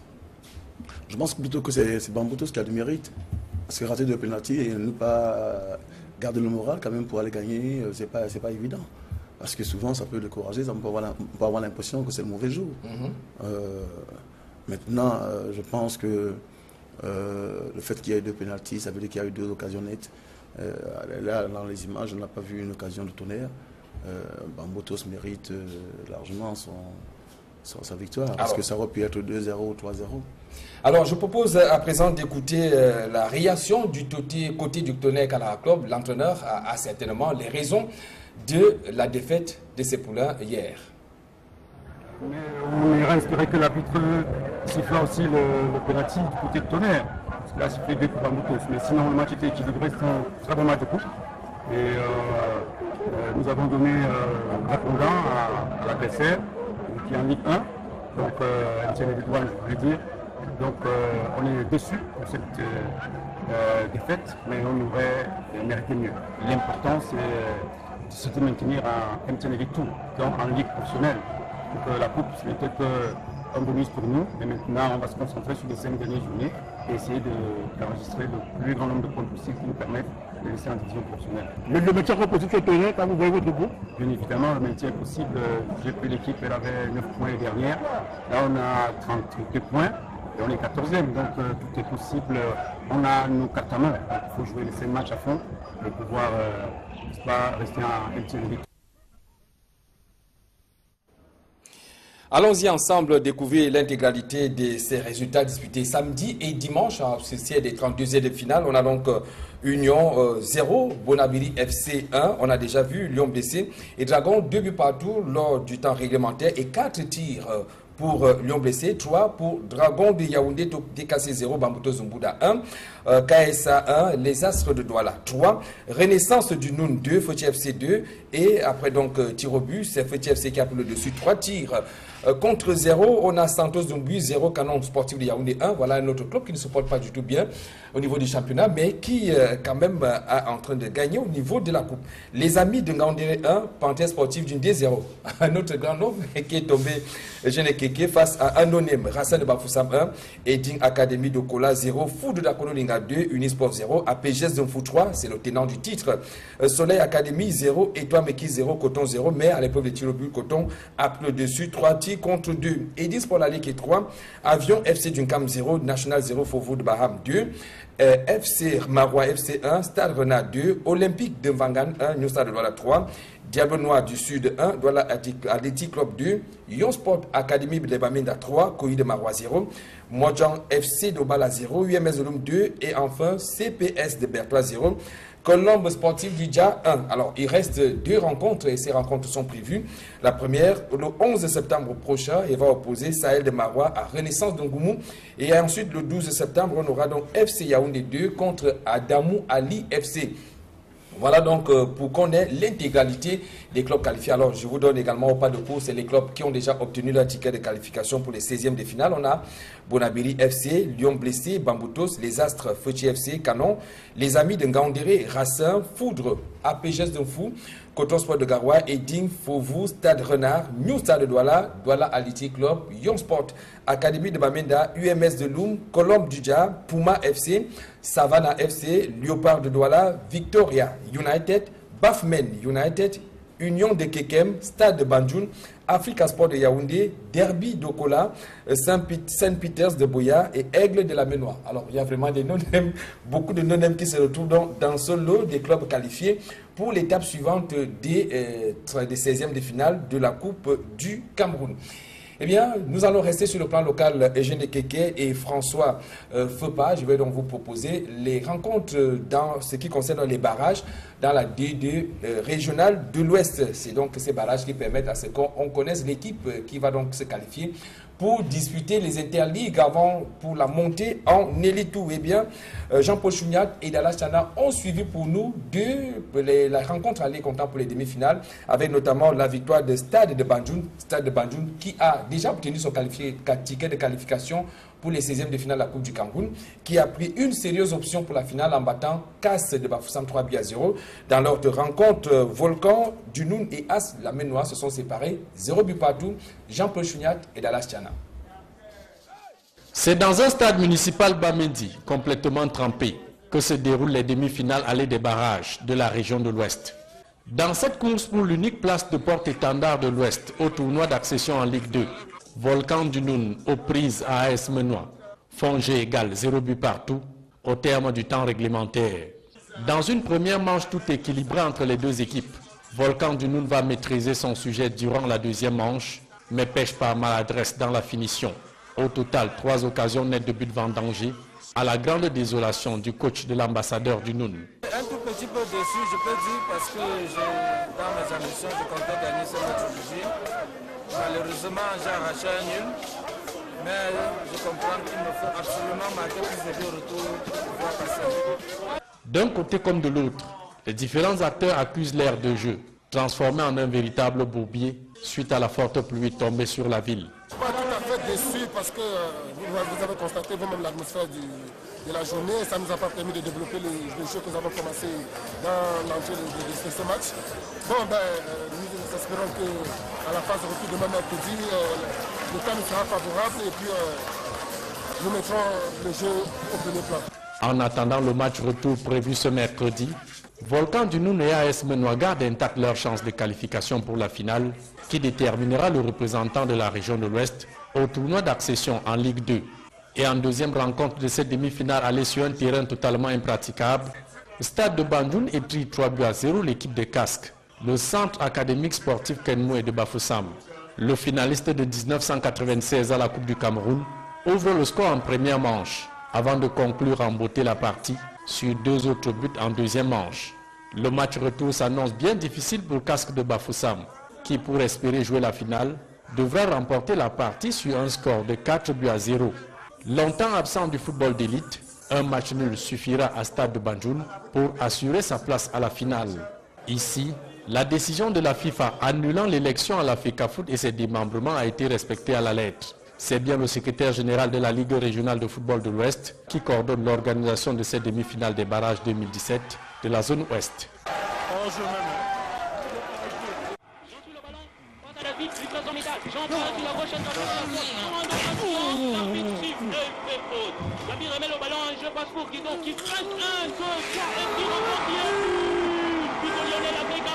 Il n'y a pas de football sans 33 Export. 33 Export, supporter numéro 1 du football.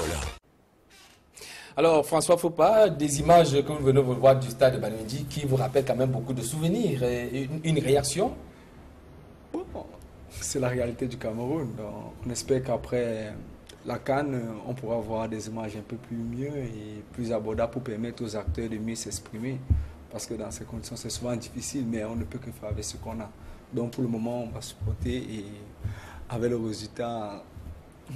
On avait quand même la possibilité d'une autre option, c'est-à-dire faire jouer quand même ces demi-finales de barrages régionales au stade Omnisport de Kouékon, parce que la région de l'Ouest est dotée quand même d'une infrastructure sportive où on ne devrait plus avoir ce type d'image.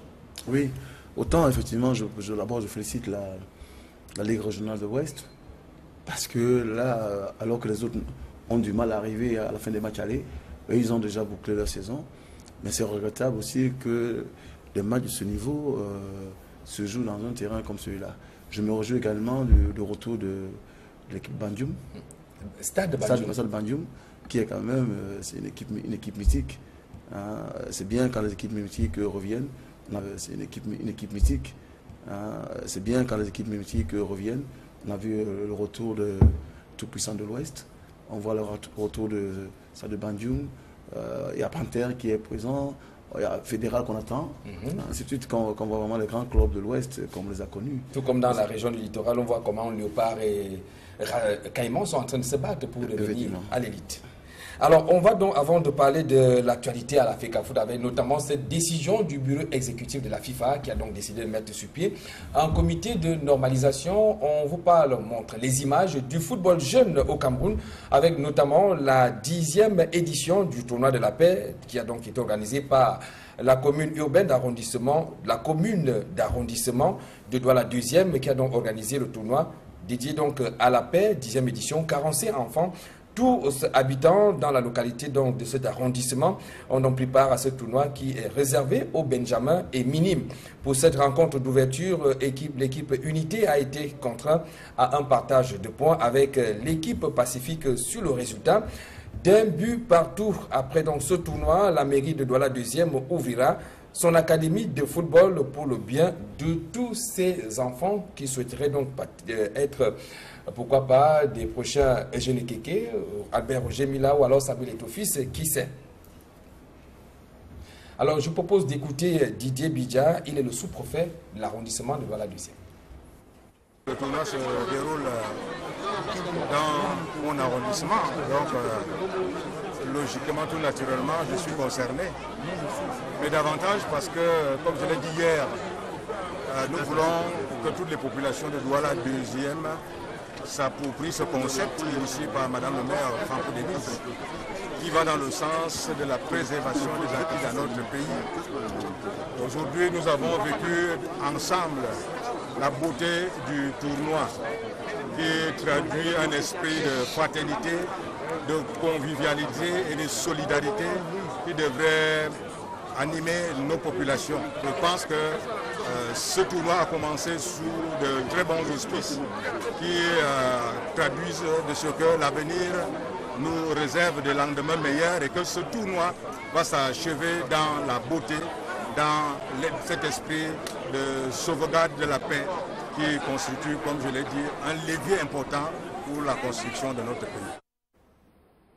Alors, Eugène Ekeke, on parle de cette crise à la Fédération camerounaise de football. Alors, le rappel des événements, le 23 août 2017, l'instance fêtière du football mondial, le bureau exécutif de la FIFA, décide de mettre sur pied un comité de normalisation en boutant donc en touche le comité exécutif de la FECAFOOT, la Fédération camerounaise de football. Quelques jours plus tard, c'est deux membres du gouvernement qui font une sortie à Yaoundé, le ministre des Sports et de l'Éducation physique, accompagné de celui de la communication, qui disent prendre acte de cette décision prise par la FECAFOOT. Et samedi, c'est le président déchu, Tombi Aroko, qui fait ses adieux. Du côté de Yaoundé, il dit également reconnaître cette décision de la FIFA. Quelle première réaction est-ce que vous avez sur cette succession des événements? Tout d'abord, parce que la situation en ce moment n'est pas très reluisante. Vous savez qu'il y a le personnel qui n'est pas payé régulièrement. Il y a les championnats qui sont bloqués. C'est-à-dire que même ça a des répercussions, même dans le niveau de la Ligue. Parce que la subvention qui devait arriver à la Ligue pour financer ces activités n'étant pas encore arrivée, du fait que certaines banques refusent de débloquer les fonds, le fait que c'est M. Tombi qui a signé le chèque et que sa signature n'est pas reconnue, vraiment on ne se porte pas bien. Il fallait trouver une issue à cette crise et dont je prends positivement, je prends acte et j'espère que le football va vivre. Personne ne peut vivre avec ce genre de présenteurs. On a quand même l'impression, ce n'est pas une impression, que le Cameroun revient quand même à la case départ. Il y a tout d'abord eu la mise sur pied d'un comité de normalisation. Alors, est-ce que vous, qu'est-ce que ça vous dit, vous qui jouez du côté Loman, un comité de normalisation, ça vous renvoie à quoi? Vous êtes habitué à ce type d'expression? Parce qu'au Cameroun, on commence déjà à s'y habituer. Bon, nous ne sommes pas habitués. Moi, je suis acteur de football. Moi, je ne peux que faire ce qui me concerne. C'est le problème administratif. Il faut demander à ceux qui sont bien placés de commenter des pareils propos. Mais je pense que tout, c'est dans le bien-être de la fédération. C'est pour entrer dans la bonne constitution des tests. Donc, je pense que... Alors, vu de l'extérieur, comment est-ce que vous appréciez cette situation qui prévaut quand même dans le football camerounais? Du côté de l'Oman, je suppose que vous, Camerounais qui jouez de ce côté-là, vous vous intéressez quand même à l'actualité ici sur le pays. Exactement, on s'intéresse à l'actualité. Vous savez, le comité de normalisation, j'avais déjà entendu parler la dernière fois. Donc, je ne suis pas peut-être très surpris. Pourquoi? Parce que les tests étaient très différents par rapport à ce qui se passait actuellement. Mais en tant que footballeur, je reste à ma place. D'accord. Alors, Eugène Ekeke, lui, il a déjà essayé d'affronter plusieurs fois au niveau de l'administration du football. Alors, je disais tantôt, c'est une impression quand même de retour à la case départ. Qu'est-ce que ce comité de normalisation, quoique la FIFA n'ait pas encore eu à être assez... n'est pas encore levé le voile sur les membres qui devront donc composer ce comité de normalisation. Qu'est-ce qu'il va changer concernant, notant quand même que lors de le tout premier conseil que présidait le professeur Joseph Oona en 2013, il y avait quand même des professeurs d'université, notamment Adolphe Minkwasi, le professeur Angwafor, James Mwange Kobila, et qui n'ont pas véritablement permis à ce qu'on puisse sortir de cette situation qui nous ramène une fois de plus au comité de normalisation. Parce que le comité de normalisation n'est pas une fin en soi.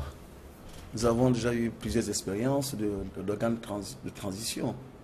Nous avons eu le CPG, on se rappelle avec MV Emmanuel. Nous avons eu la cellule exécutive provisoire avec Iyam Mohamed, dont j'étais le vice-président. Et nous avons eu le comité de normalisation. Mais avec plus ou moins de succès. Il y a des transitions qui sont bien passées avec des élections qui sont bien déroulées. Et la FECAFOOT, rappelez-vous, par exemple, avec la cellule exécutive provisoire, la FECAFOOT squattait au niveau du sous-sol du stade Amadou Ahidjo. Et la FECAFOOT a aujourd'hui un siège, un immeuble. Rappelez-vous qu'à l'époque, la crise était grave. Il y avait 9 mois d'arrêt au niveau des salaires du personnel. Ces 9 mois ont été payés.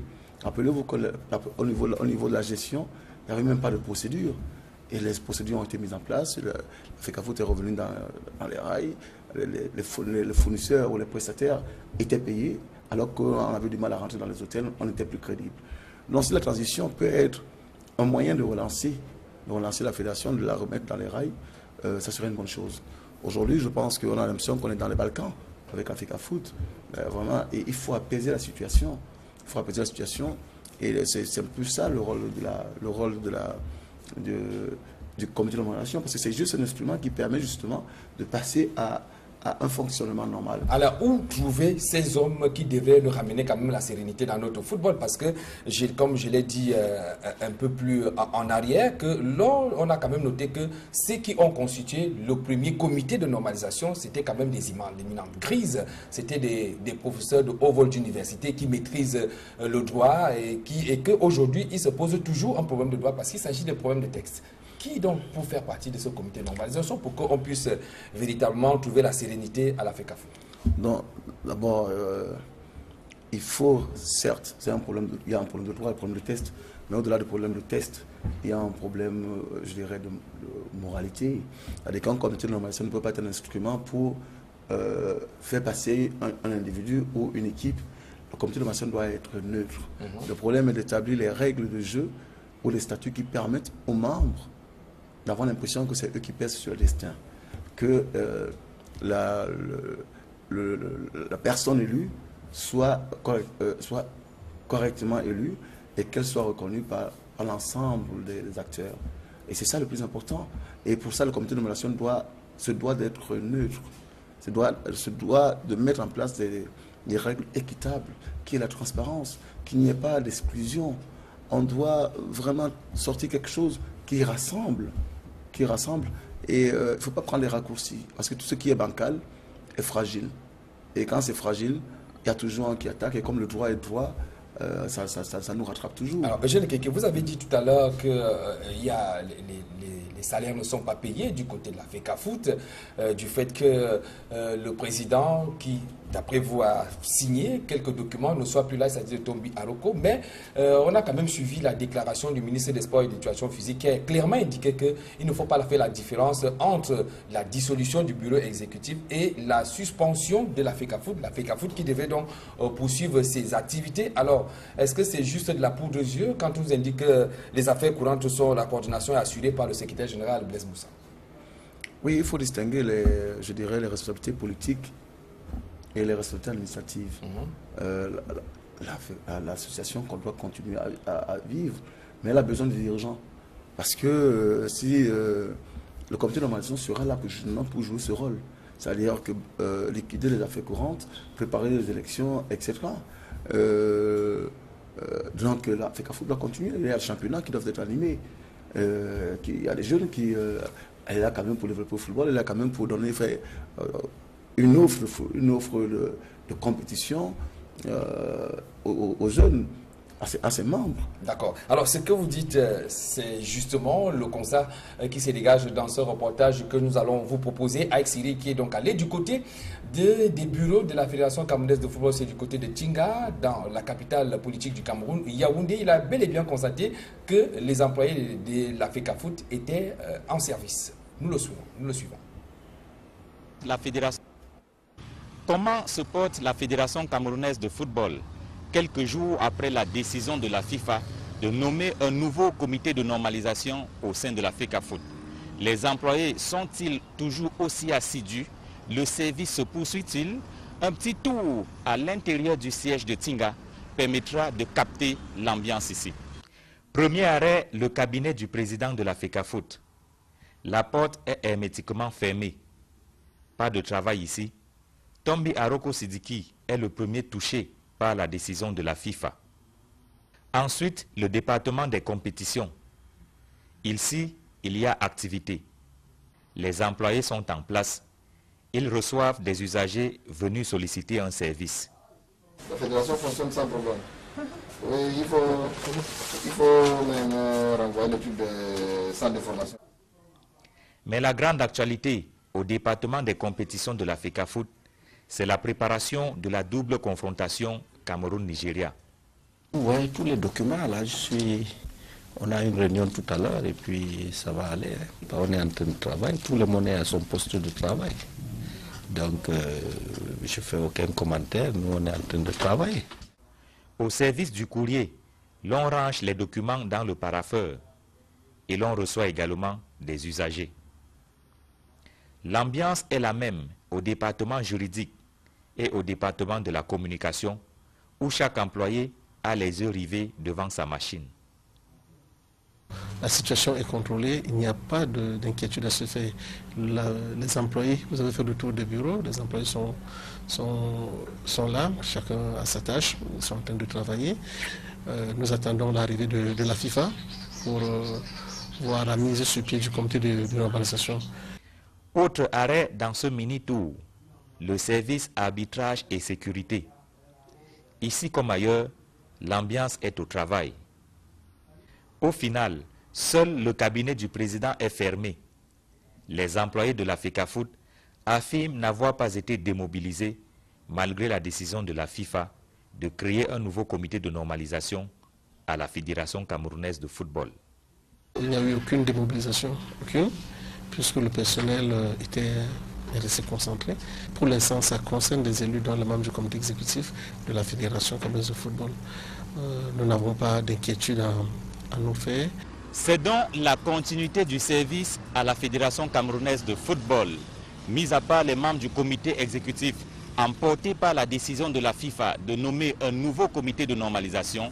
Les employés de la maison continuent de vaquer à leurs occupations, même si on peut lire sur les visages une certaine anxiété. Depuis le siège de la FECAFOOT à Tchinga, Joël Essengue, AX Cyril, Equinox Télévision. Ces images sont quand même rassurantes, Oui, elles sont rassurantes parce qu'il faut que le personnel reste à sa place.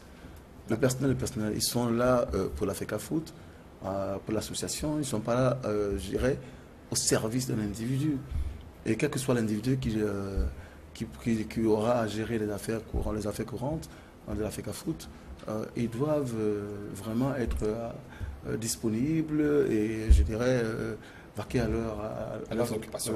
Alors c'est vrai, alors nous allons bientôt sortir de ce programme. Alors le temps pour nous d'avoir donc les images de François Fepa en activité ou bien en action du côté de la principauté d'Oman, du sultanat d'Oman, c'est ça? C'est ça. Voilà, donc on a donc vos images, vous allez les commenter avec nous parce que c'est pas évident que nous on puisse les apprécier, vous les connaissez mieux. Alors cette action de but, je crois que c'est vous qui êtes à la manette. Bon, ça c'est le deuxième but lorsqu'on a remporté la Coupe nationale, nous étions en infériorité numérique et nous étions menés, donc c'était le deuxième but de la victoire qui nous a donné le trophée. Alors on voit quand même, vous jouez, les gradins sont pratiquement vides, c'est comment c'est... Bon, le football n'attire pas trop les foules là-bas? Non, ça attire les foules, mais le problème c'est que la population n'est pas énorme, il n'y a pas trop de personnes, donc il y a des clubs qui ont énormément aussi de supporters, vous savez, donc c'est pour ça que parfois les gardiens ne sont pas très pleins comme dans d'autres secteurs. Bref, c'est un peu comme ça dans le golf, quoi. Alors, vous êtes satisfait de votre performance là-bas du côté d'Oman parce que c'est quand même loin? Bon, en tant qu'attaquant, on n'est pas toujours content parce qu'on veut toujours faire mieux, on veut toujours s'améliorer, on veut toujours faire mieux parce que chaque fois tu peux pouvoir rater une action et après revenir. Donc vous dites que cette saison, vous avez été deuxième meilleur buteur. Oui, 15 buts, mais c'est pas, je pouvais marquer plus. Donc j'avais envie de marquer plus. Donc pour moi, personnellement, je peux être un peu satisfait et quelque part, pas vraiment parce que je vois que je pouvais faire mieux, je pouvais faire plus. Alors le championnat d'Oman, c'est combien d'équipes Le championnat d'Oman, c'est 14 équipes. 14 équipes, donc 26 journées avec les coupes nationales. D'accord. Alors, vous allez continuer, poursuivre votre carrière de ce côté-là? Non, je pense que le moment est venu pour moi de quitter Oman et essayer d'avoir un nouveau challenge parce que j'ai déjà passé pas mal de temps là-bas et je pense que je suis disposé à aller ailleurs. C'est tout le bonheur que l'on peut vous souhaiter pour votre carrière parce que des joueurs comme vous, on en a besoin dans toutes les sélections au Cameroun. Alors, Eugène Ekeke, on a réservé ceci pour vous, pour la fin. Vous allez regarder, on va regarder ensemble avec ceux qui nous suivent à la maison. On revient juste derrière pour commenter parce qu'on va conclure l'émission. Nya. Ekeke den nya. Milla. Oj, oj, oj. Vilket härligt spel. Ekeke, 2-1. Helt underbart. Och den här Roger Milla är ju en av turneringens absoluta kungar. Alors Eugène? Moi, c'est un beau souvenir. C'est un beau souvenir. Et en même temps aussi, quand on regarde ces images, on a du regret. Parce qu'on était à quelques minutes, 5 ou 8 minutes de la demi-finale. Et en demi-finale, tout était ouvert. Donc autant on a le bonheur maintenant, autant aussi on a l'impression qu'on a raté un carrefour de l'histoire. Est-ce que c'est à tort ou à raison que beaucoup de personnes, l'image qu'on a beaucoup plus gardée de vous dans votre carrière, ce soit ces buts contre... Oui, parce que je pense que c'est un moment, vous savez, c'est un moment qui a provoqué l'émotion collective. Parce que le problème, c'est que quand on joue avec le vert ou jaune, on joue pour les autres s'identifient. Et si on fait une bêtise, une connerie, elle retentit sur tout le monde. Et quand on fait quelque chose aussi qui est réjouissant, c'est comme, c'est Pavarani qui disait que quand il chante et que son oreille gauche bouge, ceux qui l'entendent aussi, leur oreille gauche bouge. Voilà. Et là, je pense que tout le peuple était uni. Alors, c'est sur ces belles images qui rappellent beaucoup de souvenirs et de très beaux souvenirs aux Camerounais, aux footballeurs africains que nous allons mettre un terme à ce programme. Merci à vous, Eugène Ekeke, d'avoir été là.